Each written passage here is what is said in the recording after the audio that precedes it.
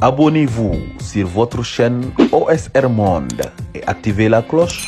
pour ne rater aucune de nos prochaines vidéos. ñi nekk ci live bi nii ñoom Pape Diagne ziar frère ziar bu wér a wér ñoom Oumy Gaye ziar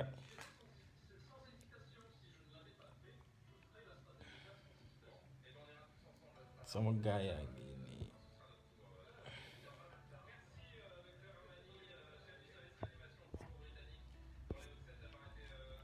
en fait dama doon waxtaan léegi ak sama benn xarit boo leen xoolee ci en-tête live bi sax am na lu ma ci bind mu ne ma Ousmane Sonko dafa am vocation changer dëkk bi aujourd'hui mu ngi fréquenté ñoo xam ne dañoo bokk ci système bi il est d'une koo xam ne aussi dafay pousser trop aussi sa réflexion ñu am discussion boobu c'était une discussion assez soutenue par rapport ak la nécessité d'aller vers les gens ñu doon waxtaan ci loolu moom en fait il avait des réserves man je défendais fondamentalement le projet et le bien fondé rationnel que Ousmane Sonko naturellement et normalement il doit aller vers les gens lan moom moo tax si lui il avait ces inquiétudes là moom bu amee inquiétudes yooyu mu nekk kenn koo xam ne il est d'une perspicacité am na foo xam ne fondamentalement mën nañ waxtaan ma xam ne am na ñeneen ñoo xam ne maanaam ñu ngi toog peut-être ci lu ñuy toog moom déjà de prime abord loolu moom moo nekkoon gis-gisam mu ne ma non homme politique yi ñoom ñëpp a yem ma ne ko non mën naa bañ a nekk ni homme politique yi ñoom ñëpp a yem on a posé le débat et on a essayé d'aller au fond du débat pour ñu comprendre par exemple ndax Ousmane Sonko buy dem di nemmeeku nit ñi nécessairement dafay embrasser tey conception wu ñooñu ci nan la ñuy gouverner état ndax bu demee di nemmeeku ñooñu fondamentalement et nécessairement dafay embrasser système bi nga xam ne démb moom la doon critiquer et c'est essentiel et fondamental man tey je crois en ce projet wu Ousmane Sonko projet panafricain maanaam ñu defaraat benn dëkk boo xam ne tey du am les Sénégalais d'en haut et les Sénégalais d'en bas maanaam verticalité société bi ñiy ñàkk di gën di ñàkk ñiy am di gën di am boo feebaree boo demee hôpital lu ci au pire boo defee hôpital 5 jours doo am lu lay faj te boo fayul di gën ay jigéen di accoucher ci ay charrette ñu xam ne Sénégal tey fi ñu toll fondamentalement inégalité yi ni mu toll mu jéggi na dayoo te lu weesuwul dara entre le 3 ak le 6 avril les gens ont fait l'expérience ma ne ko je suis d'accord avec ça loolu lépp ay remarques yu am solo la te loolu tey moom mooy guider suñu combat moom mooy guider tey suñu engagement en politique ma ne ko dafa am solo Ousmane Sonko tey projet bu nekkee mënul réunir les Sénégalais autour de l'essentiel ndax mën nañoo gouverner ma ne ko Ousmane Sonko s'il sera demain un président nekkul day doon le président des gens du PASTEF non bu nekk Ousmane Sonko dafay nekk ci président pour jiite ñi nga xam ne dañoo bokk Pastef kese kon même lui il n'aura pas compris l'essence même de son message ma ne ko un président de la République aujourd'hui c'est tout ce que l'on reproche à Macky Sall il ne gouverne qu'avec les gens de son parti c'est-à-dire Sénégal lépp lu fa nekk maanaam moom ak ñi mu àndal ñoom ñoo koy séddoo tey Ousmane Sonko bu nekkee dañuy reprocher tey Macky Sall benn affaire c'est-à-dire déwén wala moom bu demee ba 2024 mu accéder au pouvoir il n'aurait waruñu ko may maanaam benn possibilité pour mu agir de la sorte c'est-à-dire la différence elle est là et elle est fondamentale tey Ousmane Sonko quand il se lève il va vers les gens avant ñuy dugg tey ci problème yi te aujourd'hui jusque là propagande ñu ngi jóg nit ñaa ngi jóg di wax ñu ngi gën a manipuler les gens ñu ngi gën a agir ci conscience su nit ñi parce que nit dafa am instance yoo xam ne moom moo nekk ci boppam te moom mooy gouverner souvent c'est eux qui ont l'information boo xoolee ñi nga xam ne ñoo bokk ci système bi comme ni ñu koy définir c'est eux qui ont l'information c'est eux qui divulguent les messages ñoom ñoo tey tënk sénégalais yi ci li nga xam ne loolu la sénégalais yi mën a dégg et boo leen bàyyee xel lu yàggul dara je pense que ça fait deux ou 3 jours Maïmouna Ndour Faye il avait invité le capitaine Dièye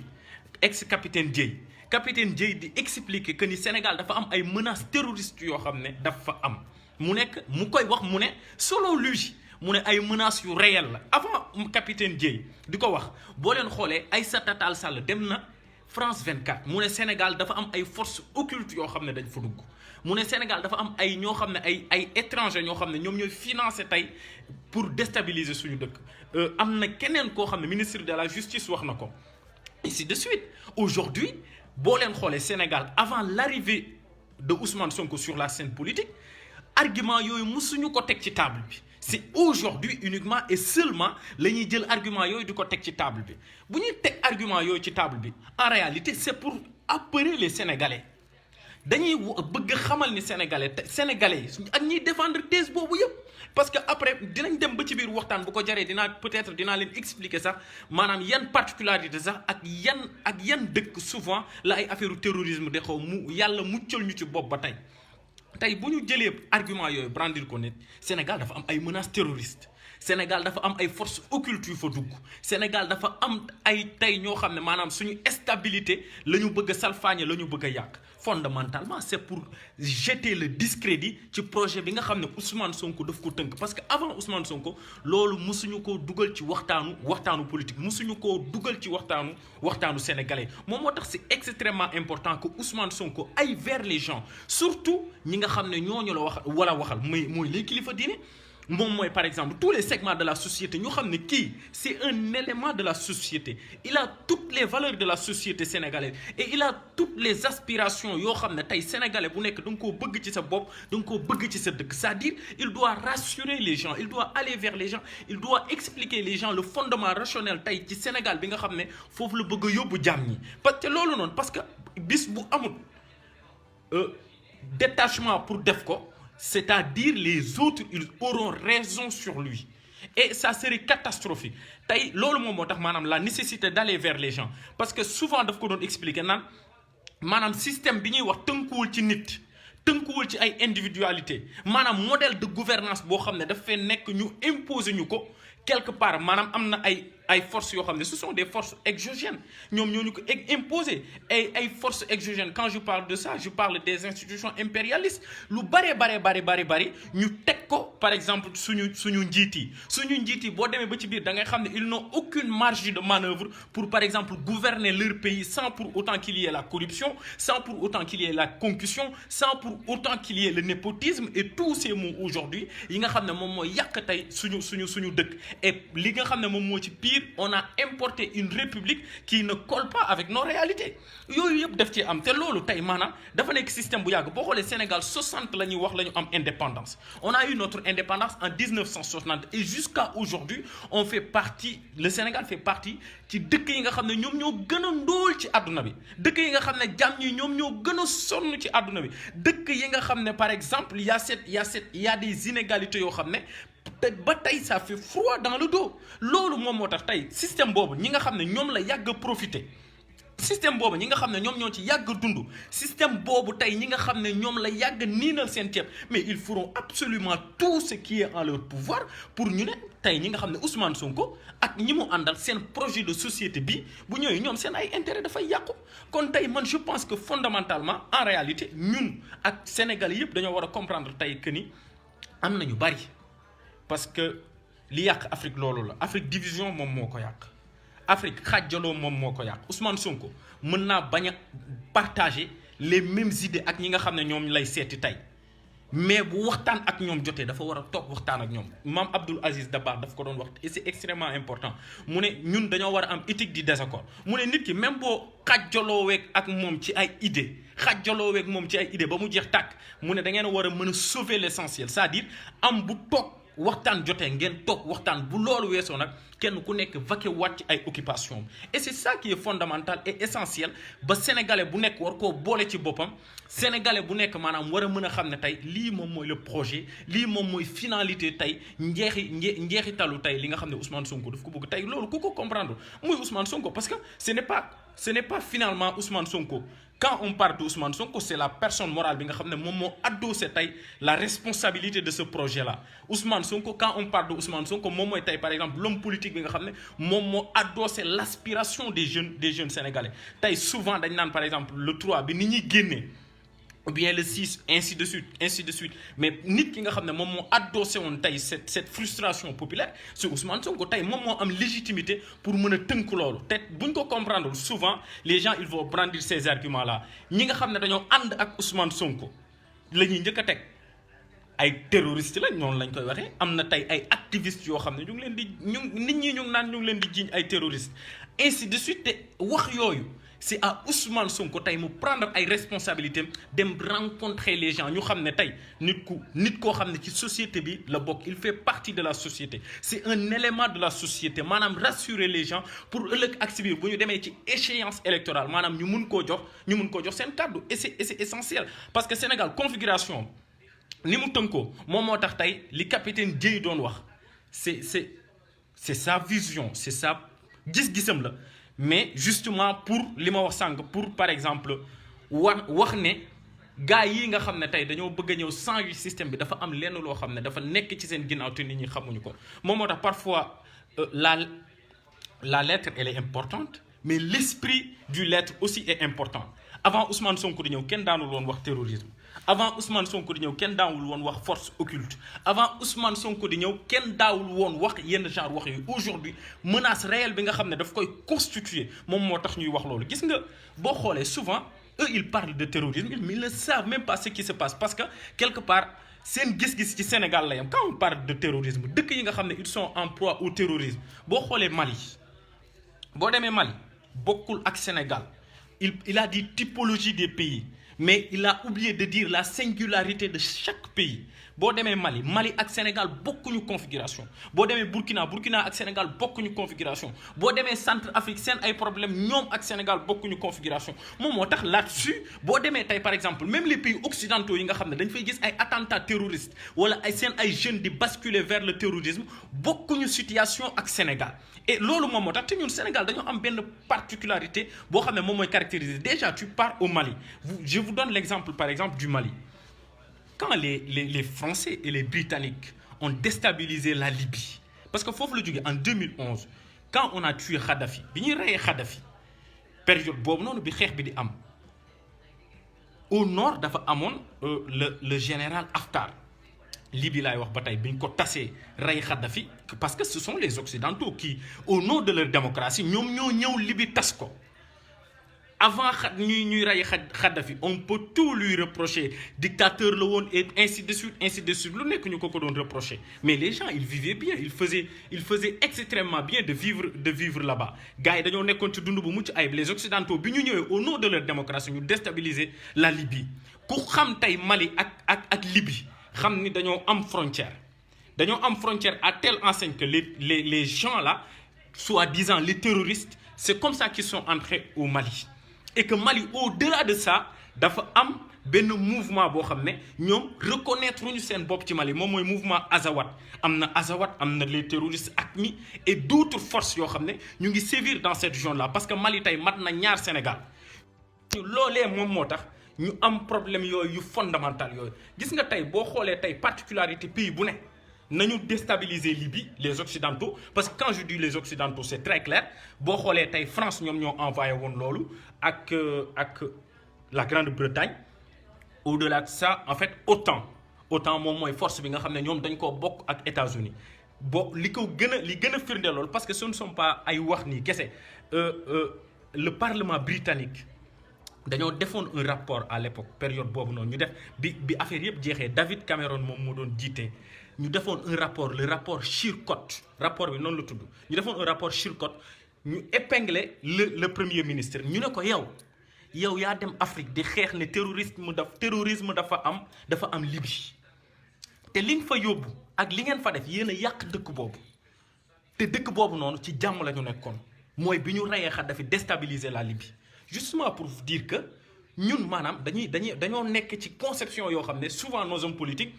capitaine Dièye day ñëw di leen expliquer loo xam ne moom sax en réalité comprendre ko parce que moom il pense que le salut des Africains le salut des Sénégalais c'est à côté de la France c'est-à-dire c'est quelqu'un qui n'a aucune culture qui est d'une inculture absolument boo xam ne da lay jaaxal sax parce que ñoo xam ne yaa ngi cheminer ndoo ak ñoom des indépendances à aujourd'hui des pays qui sont indépendants soi-disant indépendants de plus de 60 ou 50 ans pour être approximatif ñoo xam ne indépendant nañ depuis 60 ans et aujourd'hui ba tey maanaam ñoo gën a ñun on est la honte du monde dëkk yoo xam ne bi ñu indépendant yooyu ba tey nga ne ñun suñu bëggee avancer faaw ñu continuer di àndaat ak ñii pour mën a avancer sinon mu ne le Sénégal sans la France le Sénégal n'est pas ku nekk tey xam na ne maanaam le problème du Sénégal c'est son manque de souveraineté loolu moom mooy problème mu Sénégal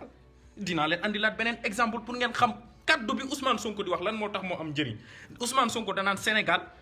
amuñu souveraineté te tey leader politique bu amut sañ-sañ amut yaqin pour laal le fond du problème le problème de la souveraineté maanaam pare goo pour dimbali jàmm yi justement heure boo fi ñëwee tu vas perpétrer le même système que tu as trouvé là parce que tey notre problème est beaucoup plus profond que ça te tey ñoom les hommes politiques aujourd'hui justement pour barrer ce courant politique bi nga xam ne dafa commencé ñëw am nag benn dayo bu am solo au niveau des jeunes parce que tey cette génération là autant que nous sommes jeunes yëpp tey li ñuy aspirer mooy plus de liberté li ñuy aspirer moom mooy une démocratie vivante li ñuy aspirer moom mooy tey ñu nekk ci dëkk boo xam ne maanaam la justice sociale va être au rendez-vous et loolu c'est extrêmement important c'est-à-dire justement lu koy yombal ci wax ji rek mënuñoo nekk ci dëkk boo xam ne Macky Sall ak ay njabootam ñooy am jàmm ñeneen ñëpp ils sont aux abois loolu mënatut ne loolu nous l'avons tous compris et des pays qui sont dans ces conditions-là mënuñu avancer tant que nit ñi jëluñu seen ay responsabilités donc quand il parlait de terrorisme quand il parlait de la nécessité ñu continuer suñu même rapport yi nga xam ne maanaam dañ ko am ak nasaraan yi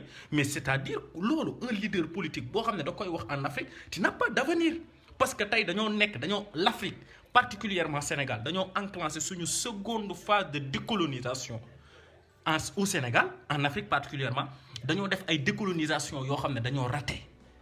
on a été décolonisé ñu dañ ne ñu décoloniser nañ leen jox ñu drapeau jox ñu les oripeaux de l'indépendance jox ñu hymne jox ñu lépp nañu dem leen mais quelque part économiquement vous serez exploité culturellement vous serez phagocyté politiquement vous serez dominé looloo tax ñu may ñu suñu indépendance moom moo tax nga xool ba tey ñu am président en 2021 ñu ne Macky Sall Macron moom mooy kilifaam ci politique pour wax bi xaw a yanj tuuti noonu laay waxee mu ne ñu ne Macky Sall moom mooy maanaam Macron moom mooy kilifaam justement c'est pour vous dire que politiquement on n'est pas indépendant culturellement on n'existe pas parce que culturellement quand plus de 50% de nos femmes dañuy jàpp ne bu ñu xeesalul bu ñu ressembler wul le plus au blanc maanaam nekkuñu ay jigéen yoo xam ne dañoo mat à part entière c'est que quelque part maanaam culturellement yàgg nañoo gëmloo ni li baax li gën li nekk loo xam ne moo gën ci ñun maanaam dafa war a nekk der bu weex c'est-à-dire loolu la ñu yàgg gëm da ngay nekk Afrique dëkk fa juddoo fa ba yaroo fa je comprends ceux qui pensent comme ça parce que loolu lañ leen yàgg gëmloo tey maanaam Afrique mënoo faa nekk sax maanaam mucc tubaab bi ñoom c'est le blanc qui est beau en fait finalement loolu la ñu yàgg wax loolu la ñu yàgg gëmloo kon quelque part da ngay dem ba gis ni tey nos dirigeants ont failli à ce niveau-là et que aujourd'hui au XXIe siècle on a besoin de nouveaux dirigeants yoo xam ne yu mel ni de la trempe de Ousmane Sonko ñoo xam ne dañuy taxaw ne non mais basta lii dafa war a arrêter ñun les Noirs ñun ñi nga xam ne les Africains nous avons le même coefficient intellectuel que les autres am nañ le même coefficient intellectuel maanaam politiquement nous devons avoir cette indépendance de faire nos choix politiques et économiques te tey boo xoolee Sénégal ni muy doxee Macky Sall mi nga xam ne moom mooy représenter la gouvernance mondiale en Afrique particulièrement et au Sénégal moom mooy représenter la gouvernance mondiale mënoo ko représenter ba pare ce pays di am souveraineté mënul nekk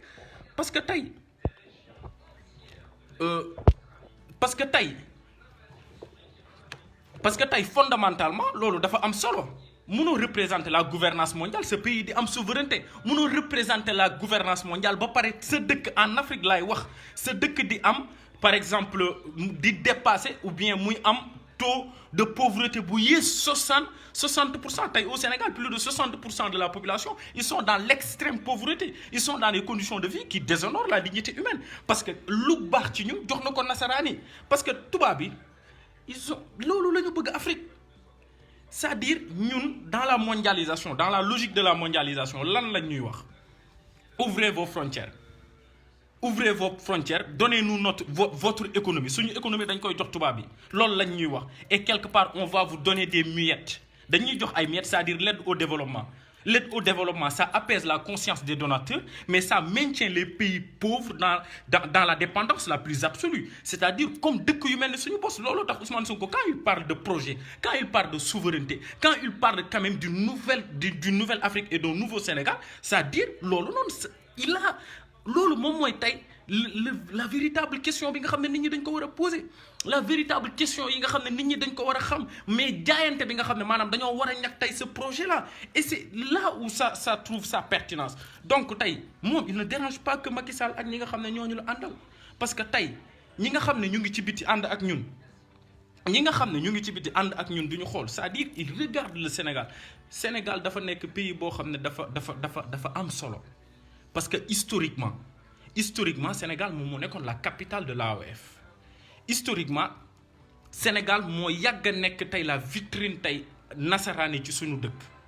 mais souvent mag ñi dañ koy wax naan une culture elle n'est détruite par l'extérieur que lorsqu'elle est rongée par l'intérieur. C'est-à-dire ñi nga xam ne ñoom ñoo ñu jiite yàgg ñoo jiite dañuy rouler en connivence ak ñi nga xam ne ñoom ñooy suñuy geôlier,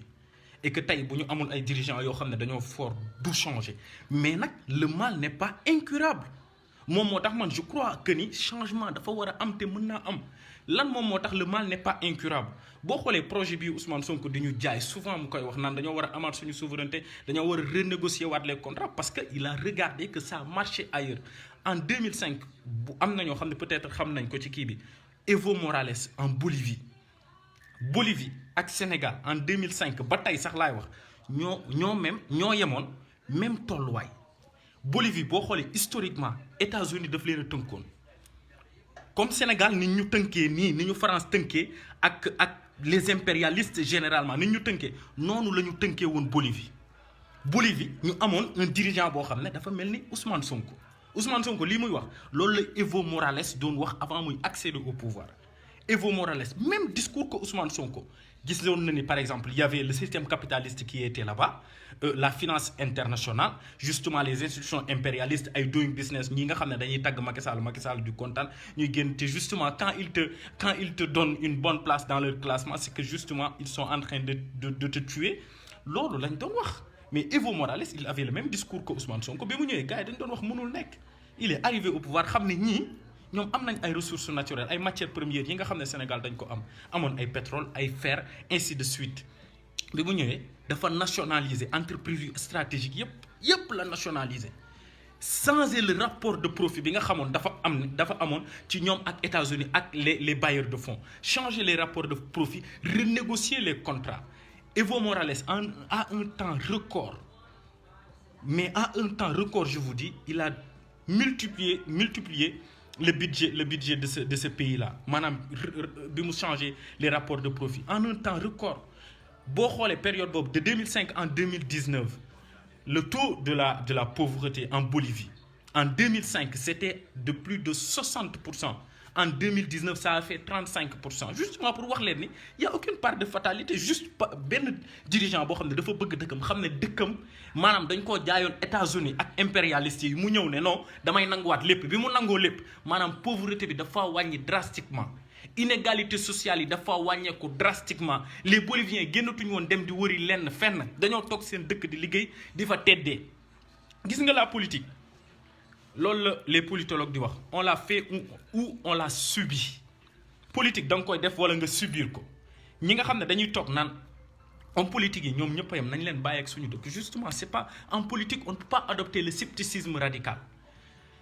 loolu mënul nekk. Quand tu adoptes le scepticisme radical, politiciens yëpp a yem, mais tu vas subir la politique. Et le pire c'est de subir la politique. Quand tu es né dans un pays où plus de 270 000 jeunes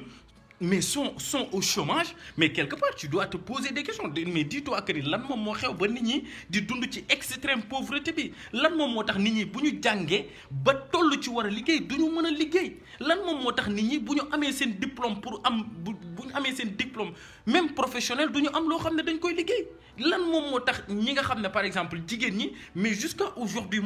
mënuñoo am ci société bi benn considération boo xam ne daf leen di permettre tey ñu renforcer ñu mën a ñoŋal seen bopp ba ku ci feebar mën a faju ba ainsi de suite. Tey quand on parle de parité, mais c'est justement des hommes libres qui vont libérer les femmes. Mais quand tu as un président, par exemple, je vous dis comme Macky Sall, mais quelque part, quelqu'un qui est ligoté, mais il ne peut même pas se libérer. Il ne peut pas par-dessus tout libérer ses citoyens. Lolo, mënut nekk. C'est-à-dire, foofu la ñu war a delloowaat débat bi. Man, je trouve que ni souvent, mais c'est normal. Quand tu as des dirigeants yoo xam ne dañoo mel ni ay Macky Sall, du ñu def lu dul comploter, mais njàqare jàmm ñi ñoru leen, jafe-jafe jàmm ñi ñoru leen, coono jàmm ñi ñoru leen. Koo xam ne yaa ngi ci dëkk boo xam ne nit ñi dañuy xëy pour ñu am lu ñu lekk maanaam problème la, mais ngay continuer par exemple ñuy continuer en fait di dundee nii, mais finalement tu te dis ndax ñi ñu jiite ay nit lañ. Ndax ñu jiite ay nit lañ parce que weguñu ñu, parce que fonkuñu ñu, parce que amuñu fuñ ñu teg moom moo tax ñuy dundee nii. Et souvent ñun heure bu ñu détaché woo sur la politique, mais ñoom ils vont continuer leur prédation. ñoom ils vont continuer à fortifier seen ay intérêts yi nga xam ne dañ ko yor. ñoom ils vont continuer à nous dominer. Tey ñi ñuy wax ñëpp Sénégal amul xaalis, mais c'est faux, c'est archi faux, c'est pas vrai. On a les possibilités au Sénégal, on a les possibilités, on a les moyens. Li ñu dal, y a aucune part de fatalité, y a la main d'homme dedans. Ay nit ñooñu teg lii nga xam ne dañ koy dund, y a aucune part de fatalité. Justement bu ñu jàppee ni fatalité moom moo tax lii ñu ne ñii am nañ leen bàyyi ñuy am,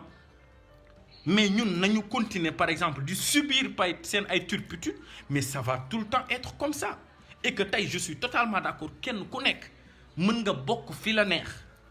mais am na tey foo xam ne da nga fay bokk da ngay étudier tey sa dëkk fi mu toll, mais nga xam ne tey lii ñuy dund tey maanaam mënatul continuer par rapport ak système bii nga xam ne noonu la ñuy dundee. Des dirigeants yoo xam ne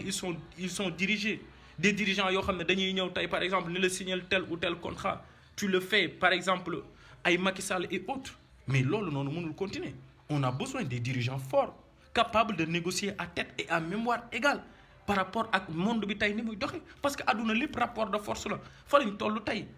Des questions géopolitiques dafa am, le nord veut tout et le sud peut crever. Ci loolu la ñu nekk ñoom occidentaux yi, ci loolu la ñu nekk, parce que ñoom ñoo ñuy définiral sax tey suñu ay politique de santé lu ñuy def ñoom ñoo koy définir, parce que les décisions viennent d'en haut. Boo amul dirigeant boo xam ne moom mooy taxaw ne lii doo ko def duñ ko def, mais du dem. Les décisions elles viennent d'en haut, parce que tey boo xoolee suñu santé,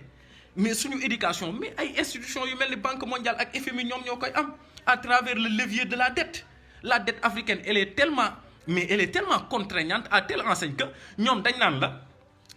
parce que bu ñu jàppee ni tubaab yi dañuy dimbali rek dañuy nax suñu bopp ci benn côté bi, wallahi lazim dañ naan la am na ay dépenses yoo xam ne ñoom occidentaux yi ñi nga xam ne dañoo jiite Macky Sall ak nguuram dañ naan ko, moo tax Sénégal ngay gis très souvent nit ñi di dee ci hôpitaux yi. Ngay gis jusqu'à aujourd'hui ay jigéen di accoucher ci ay charrette, ngay gis jusqu'à aujourd'hui ay nit di dem am seen licence, ay jeunes diplômés am licence te duñ leen a recruter pour ñu def master.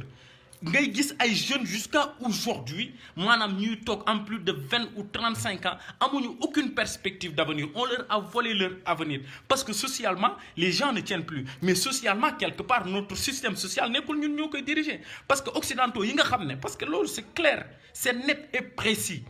Tey li nga xam ne moom mooy santé, li nga xam ne moom mooy éducation, li nga xam ne moom la ñoom li ñuy woowee les services sociaux de base, moom mooy boo xiifee, moom mooy boo feebaree faju, boo tollee ci liggéey war a liggéey, moom mooy état tey nan lay prendre tey en charge ses citoyens. Ñoom ils le font dans leur pays, mais en Afrique ils nous disent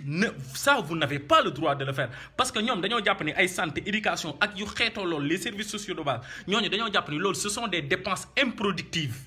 Boo ñëwee ci kenn ku mel ni Macky Sall nga am dirigeant boo xam ne il n'est pas libre dans ses décisions, mais kooku dañ naan ko santé bu ci def dara du ko ci def. Les Sénégalais ils peuvent crever, na Sénégalais yëpp dee. Bu Marème Faye Sall feebaree da koy évacuer yóbbu ko France, du fajoo Sénégal, parce que xam na ni maanaam budget santé dafay dérisoire, bu jaree ñu wàññi ko sax dañ koy wàññi drastiquement. Mais quelque part xam na ni Amadou Sall du jàngee Sénégal, xam na ni Amadou Sall du jàngee Sénégal, dañ ko naan wàññil budget éducation. Professeurs yi nga xam ne dañuy jàngale dee leen fay des salaires de misère, mettre leen dans des conditions abominables, parce que loolu noonu ce sont des dépenses improductives. Moom moo tax par exemple fondement projet Ousmane Sonko am solo, moo tax souveraineté. Gis nga nit loolu la Fidel Castro doon wax, mu ne boo dëkkee ci dëkk boo xam ne boo feebaree mënoo faju boo tollee ci jàng mënoo jàng mu ne da ngaa war a rebeller justement parce que une insurrection intellectuelle dafa nécessaire tey ci suñu dëkk moom moo tax question boobu Ousmane Sonko saa su ko tuddee mu fondamental mu doon muy wax naan ñun dañoo war a am suñu souveraineté. gis nga tey li ñuy dund bu ñu amul suñu souveraineté dirigeant boo xam ne day toog banque mondiale ak FMI parce que banque mondiale ak FMI moom laa leen doon jox keroog exemple Bolivie Evo Morales dañ ko daan defal lii du ko def parce que ça ne va pas dans le sens de ci intérêt ay peuple am non xam na ni lii arrangé wul peuple am du ko def. koo xam ne da nga ko naan wàññil par exemple li nga dépense yi ngay def ci santé daanaka du ma ko def su ma ko defee samay peuple dañuy dee mais Macky Sall tu vas aller le voir da nga ko naan wàññi jusqu'à aujourd'hui le budget de la santé cette année ça a connu une baisse dañuy wàññi budget wu santé ñoom dérangé wu leen parce que seen ay njaboot seen ay doom fajoo wuñ fa mais si on avait un dirigeant boo xam ne mais dafa souverain de nature xam ne tey am na loo xam ne mënut ñàkk ci dëkk mais day défendre ay intérêt dëkkam de prendre ces décisions là ñun dañuy fal un dirigeant on élit un dirigeant en Afrique mais les décisions mais c'est ça on les prend en Bruxelles Union européenne ñooy ñëw ne la lii ngay def Macky Sall def ko exécuter ko simplement ñoom ils n'ont aucune marge de manœuvre parce que ce sont des pays ce sont des fantoches quoi ce sont des présidents fantoches amuñu benn plus-value boo xam ne dañ koy apporter seen ay dëkk moom moo tax par exemple question yu fondamentales yooyu nit ñi dañ ko war a xam bu ñu ñëwee di ñu dugal ci ay débat de caniveau débat de borne-fontaine ay nu mu tuddati ay Ousmane Sonko def na lii ay Ousmane Sonko wax na lii ay Ousmane Sonko salafiste la ay Ousmane Sonko Adji Sarr ay Ousmane Sonko mais loolu du débat ñun saa waay aujourd'hui le monde les gens sont en train de parler de développement durable dans d'autres pays ils sont en train de parler de ça nit ñi xam nga lan la ñuy xalaat ci yeneen dëkk yi nan la ñuy visiter ji yeneen planètes yi ndax la vie humaine elle est possible dans d'autres planètes loolu la nit ñi di waxtaanee dans d'autres pays dans les pays sérieux loolu la ñuy waxtaanee dans des pays sérieux nit ñi dañuy xool tey mbas mi ni mu leen sonalee ñoom loolu la ñuy xool après Covid nan la ñuy dundee nan la ñuy mën a par exemple protéger les travailleurs nan la ñuy mën a maye les jeunes ñu am ay conditions yoo xam ne dañoo mucc ayib dans les pays sérieux loolu moom mooy seen ay débat xoolal tey xoolal Sénégal depuis plus de 2 mois on est ligoté par un débat qui n'a ni queue ni tête qui n'a aucun sens tey ñoo maanaam et c'est très dommage c'est regrettable parfois nit ñi buñ koy wax naan les Africains ils sont divertis mais justement parce que loolu la ñun ñooy nangu ñoom ñi nga xam ne ñoom ñoo ñu diriger 60 ba tey tënkuñu ci pauvreté tënkuñu ci coono ñoom ñoo ñuy dicter li nga xam ne moom mooy débat bi ñuy waxtaanee tey mënul jéggi loolu ñoom maanaam ñu ngi en fait ñoom seen àdduna dara tardé wu ci xaalisu askan bi yëpp séddoo nañ ko trop xaalisu askan bi yëpp lañ séddoo ñoom si ay milliards et milliards et milliards la ñuy denc ci banque de Suisse yi le paradis de comme li pa boobu di wax la case d'Ali Baba ay milliards yu dul jeex lañ fa denc ay États-Unis lu ne lañ fa am justement ñun les pauvres ñun ñooy continuer nous allons continuer à être des crèves la faim parce que ñoom ñoo ñuy imposer li nga xam ne par exemple dañ koy sax waxtaanee en fait moom moo tax tey gindeeku boobu dafa am solo tey bu ñu nangu ñoom ñu renduñu ba pare maanaam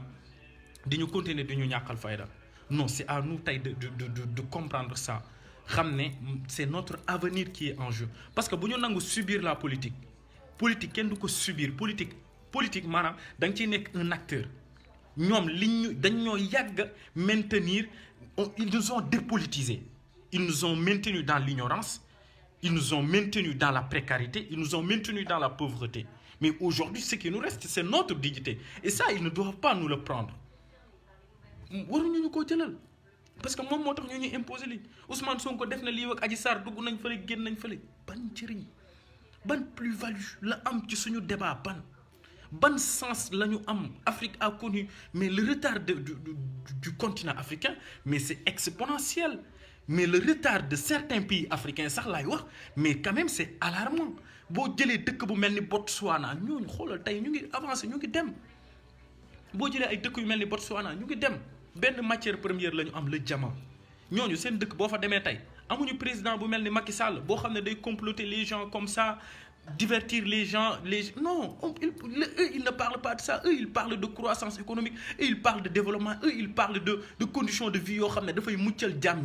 Ils mettent l'homme au centre de toute finalité de leur action. Tay manam ñun nit lañu wuññi suturam ci sunu dëkk. Ñom politiciens yi,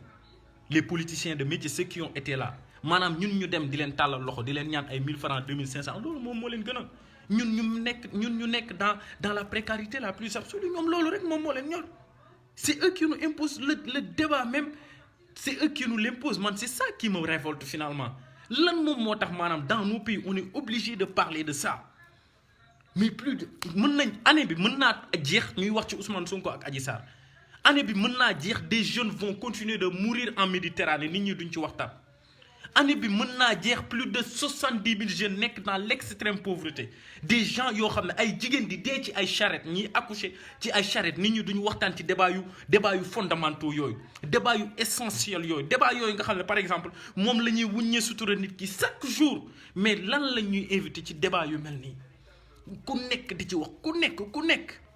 Après, finalement, nous sommes la honte du monde. Quand tu vas dans d'autres pays ou bien dans d'autres continents, Africains, c'est ça. Les Africains, non, les Africains, ils sont... Bon, je vous jure, France 24, RFI, Allemagne,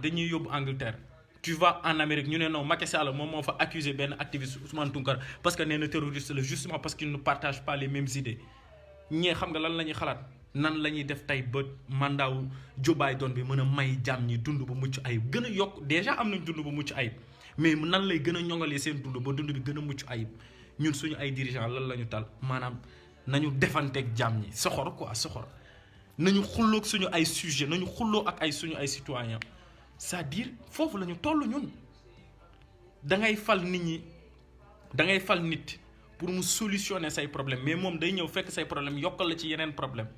mais c'est ça ñun notre le drame de l'Afrique c'est ça ben femme daf koy wax Aminata Traoré mu ne le drame de l'Afrique loolu lay wax ndeysaan te il a parfaitement raison quand je vois boy seetaan tey niveau débat bi Sénégal da ngay xam ne femme bi elle avait parfaitement raison mu ne ñun li ñu dal suñu refus ci bañ a comprendre li ñu dal ci la bokk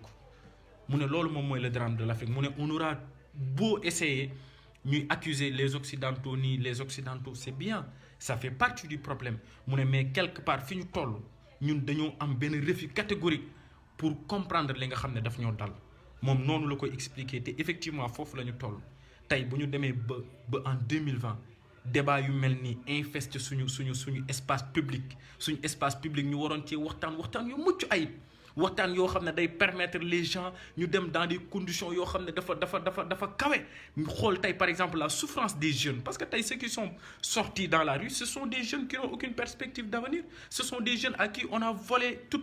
leur avenir ce sont des jeunes aujourd'hui qui sont dans le désespoir le plus absolu et le désespoir est mobilisateur et quand le désespoir mobilise ça devient quand même dangereux c'est pour ça que le désespoir moom moo leen mobiliser ñu génn ci mbedd mi manifester seen ras-le-bol et j'ai comme l'impression que ni ñooy jiite maanaam amuñu benn intelligence politique pour comprendre ay xam ne ñii maanaam njàqare moom moo tax ñu génn njàqare moom moo tax maanaam ñu génn yàqate lépp njàqare moom moo tax ñu génn xam ne Sénégal amul souveraineté ñu ne nañu dem attaquer ji ay magasins yoo xam ne dafa mel ni Auchan mais justement li nga xam ne message bi nekk ci ginnaaw ndax suñu autorités yi ba tey comprendre uñ ko et que jusqu'à aujourd'hui les gens sont dans ça nos autorités sont dans le déni le peuple est aussi diverti que nos dirigeants et que aujourd'hui on continue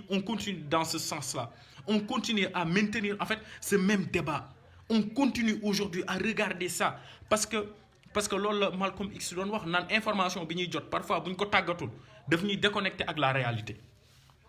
information bi ñuy jot ci suñu parce que c'est eux qui disent en fait c'est eux qui ont le monopole de l'information que nous recevons ñoom ñi nga xam ne dañ ñoo jiite amuñu benn ambition nag ci ñun ñoom ñoo ñuy jox information bi nga xam ne ñun sax tey dañ koy recevoir et en réalité bu ñu leen toppee mais dañ ñuy égarer de la réalité c'est-à-dire vous les pauvres les prolos maanaam dee leen foo dee leen waxtaanee lu ñàkk njëriñ dee leen dugg ci loo xam ne amul benn solo ñun on va continuer à manger l'argent du peuple à vampiriser vos ressources naturelles, à brader toutes vos ressources naturelles et ainsi va la vie. Quand vous aurez besoin de quelques miettes, boo leen demee ba soxla xaalis bu ndaw ñun dinañ ñëw ci yéen dinañ ñëw ci yéen am leen loo xam ne dañ leen koy mosal dañ leen koy neexal. Macky Sall suñu employé la ak képp ku mu mënti àndal suñu employé la, suñu ay impôts ñoom ñoo leen di fay. Dans les pays étrangers dans les pays développés entre guillemets rapport boobu la ñu am seen ay njiit dañuy wax ñu ne Ousmane Tounkara dafa offensé lii wala dafa offensé lee. François Hollande benn français xam nga lan la ko defoon fëriñ la ko xëpp dara fekk ko ci parce que les gens sont libres fëriñ la ko xëpp. Macron fii nii keroog benn waaye daf ko secouer xëcc yu metti wax ak moom li muy wax ak moom mais daa pare mu dem parce que xam na ne Macron xaalis bi ñu koy fay maanaam day jóge ci poosam. parce que loolu la quoi c'est-à-dire ñun nag dañuy fal nit naan ko yow buur nga yow yaa ñu gën sa xeet moom moo ñu gën sa askan moom moo ñu gën sa sa lépp ñu gën c'est-à-dire kooku mënu laa respecté kooku jàmm la lay jàppee kooku mënu laa respecté. Macky Sall ak maanaam suñu mentalité buñ ko changé wul Macky Sall ak ku dut moom sax duñu respecté parce que nit mënoo koo fay mënoo koo fal fekk ko doonul dara nga def ko dara fekk ko amul dara nga jox ko xaalis di ko fay fekk ko xamul dara nga jox ko par exemple passeport diplomatique muy dem fu ko neex koo xam ne il n'est jamais sorti du Sénégal muy dem fu ko neex am lépp ba pare nga topp ko naan ko yaa ma gën mais kooku pour lan mu lay respecté. Justement, c'est-à-dire, nous souvent quand on dit que le pouvoir appartient au peuple, c'est que quelque part, ce peuple-là doit être conscient de son pouvoir. Parce que dans une démocratie, c'est ça. Et que nous, nous comprendre la démocratie, c'est le pouvoir du peuple. Lola Abraham Lincoln donne. Non, la démocratie, c'est le pouvoir du peuple, par le peuple et pour le peuple. Lu nekk ci démocratie, peuple moom moo ko def. Moom mooy fal, moom mooy folli. Moom mooy maye, moom mooy xañe. Moom mooy joxe, moom mooy xëcc. Donc le peuple est souverain par essence. Loolu tax nit ñi di ko wax. Loolu moom moo tax justement peuple yi ñoom ñooy conscient ci doole bi ñu am rek pour imposer seen bopp. Bis bu ñu réeree doole bi ñu am maanaam ñu jàppee leen jàmm. Parce que la démocratie elle est très claire. Les dés sont lancés, le jeu est clair. C'est le peuple qui décide, c'est le peuple qui est souverain. Le 3 mars bi Sénégalais yëpp génne Macky Sall dafa reculer xam ne moom il n'avait aucune force. Finalement il n'avait aucun pouvoir. Finalement il était démuni face à la ferveur populaire. C'est-à-dire démocratie loolu moom moo tax mu neex mais boo nekkee ci dëkk boo xam ne maanaam on nous a vendu une démocratie tronquée. Parce que quelque part on a importé une république qui n'était pas conforme ak suñu ay réalité c'est-à-dire lu France di def nañ ko jël andi ko suñu dëkk mais amul benn rapport amul benn lien ak ñun suñu dëkk suñu ay réalité ñun amul benn lien ñun suñu dëkk ak suñu ay coutume ak suñu ay mœurs mais quelque part dañuy perdre tey en réalité lu ñu doon te tey foofu noonu le Sénégal toll et que tey ñun bu ñu jëlaatul lu ñu doon maanaam dinañ continuer li gars yi di bañ maanaam dinañ delluwaat ci jàmm parce que tey am na ñoo xam ne suñu dëkk li ñuy dund maanaam doon jaam sax ko gën et ñun dañoo war a bañ tey ce rapport là et loolu moom moo tax Ousmane Sonko ak li muy wax tey la jeunesse elle est éveillée tey ñun nit ñi dofatuñu li gars yi di wax naan nit ñi dofatuñu gars yi lu ñu xam rek nit ñi xam nañ ko lu ñu comprendre rek nit ñi comprendre nañ ko fu ñu toll ci tolluwaay rek nit ñi toll nañ fa ci tolluwaay c'est-à-dire dañuy respecter ñu ànd ak ñoom dem respecter wuñu le peuple est là c'est-à-dire c'est nous qui imposons aujourd'hui le débat qu'il faut maanaam nañu changer le paradigme on doit fondamentalement et radicalement changer de paradigme c'est-à-dire waratuñoo toog sax maanaam am président boo xam ne daf ñuy imposer ay complot nit ñi toog di ci waxtaan mais c'est pas intéressant finalement waratuñoo am genre dirigeant yooyu tu vas dans d'autres pays nit ñi tal nañ leneen lu dul ay wax ci lan ay non mais c'est le niveau est trop le niveau n'est pas au rendez-vous te tey africains yi fi ñu toll Maulana Cheikh Al Ibrahim daf ko doon wax sànq maa ngi ci doon waxtaan ak sama benn copain mu naan ma Maulana Cheikh Al Ibrahim projet de société am tey suñ ko adossé woon Ousmane Sonko lay àndal mais c'est très clair Maulana Cheikh Al Ibrahim mi toogoon ba naan le 21e siècle c'est le rendez-vous des Africains parce que il a compris quelque part que nit ñi maanaam ñoom moo tax ñun li Ousmane Sonko topp maanaam soubassement spirituel bi sax boo ko toppee da nga koy gis et effectivement loolu moom moo am solo. Parce que tey li Ousmane Sonko di woote souveraineté ak panafricanisme loolu rek moom moo am solo buñ ko topp rek ñàkk nañ lu ñu doon moo tax ñun ñëpp a war a dem tey maanaam comprendre loolu ñi nga xam ne nag dañoo yàgg a jiite des indépendances à aujourd'hui lenn ñoru leen lu dul maintenir ñi tey maanaam def tey décalage boobu une frontière entre ñun ak ñoom et que ñun ñoo war a jël suñu ay responsabilités pour changer fondamentalement suñu dëkk li mu doon maanaam retrouver waat suñu dignité originelle. maanaam nous les Africains nous méritons mieux on mérite mieux ñun li ñu doon on mérite mieux parce que tey buñ ko xamul rek duñ ko jëriñoo Edem Kodjo c'est un ancien premier ministre togolais daf ko doon wax en fait du sax jullit saa yiratan mais dafa bi mu étudier par exemple le panafricanisme de Cheikh Amadou Bamba daf ko doon wax mu ne l'Afrique n'aurait rien à envier à aucun autre continent s'il imitait l'idéologie d'homme tel que Cheikh Amadou Bamba. C'est-à-dire ñun dañoo am ay affaires yoo xam ne xamuñ ko quoi parce que ay Macky Sall ñoo ñu ñëw di ñu imposer ay France ay États-Unis ay yu kenn xamul bu ñu ñëwee ñoom xam nañ ne amuñu aucune marge de manœuvre. C'est-à-dire ci lii rek la ñuy nekkaat débat yi la ñuy dem bu ñu paree affaire Adji Sarr léegi ñu suul ko bu ñu ko paree ñu jëlaat beneen débat imposé ñu ko jusqu'à 2024 ci loolu la ñuy nekkaat di wax ñoom duñu liggéey ñun ñu nekk maanaam ñu maintenir ñu dans ces conditions là qui est quand même abominable. ñu nekkaat ci loolu di ci tourner di ci wax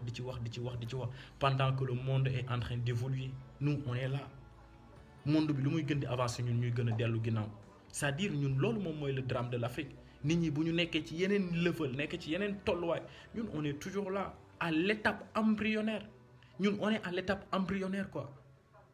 amuñu dara, nous ne sommes pas indépendants, nous ne sommes pas libres, nous ne sommes pas souverains, on n'est pas développés. On est dans des conditions et lii nii ñi nga xam ne ñoom ñoo ci gën a sonn wallaay li nga xam ne suñu dirigeant yi dañ koy teg ñi ci gën a sonn moom mooy ñi ñàkk seen yaay yi ñooy toog di jooy seen doom yi nga xam ne dañuy dee dans la Méditerranée. ñi ñàkk seen yaay yi ñooy toog di jooy seen doom yi nga xam ne dañoo dugg dans le banditisme ñi ñàkk ñoom ñooy toog seen yaay yi di jooy seen doom yi nga xam ne dañoo nekk kaso. mais ñi nga xam ne ñoom ñoo ñu ndóolloo ñoom ñu ngi ci seen yaataa yumbe comme ni ko olof yi di waxee. mais c'est-à-dire loolu dafa war a changer nag et que compréhension moom moo koy changer parce que lépp loo comprendre wul mënoo ko xeex c'est-à-dire xeex bi nag nekkul ay non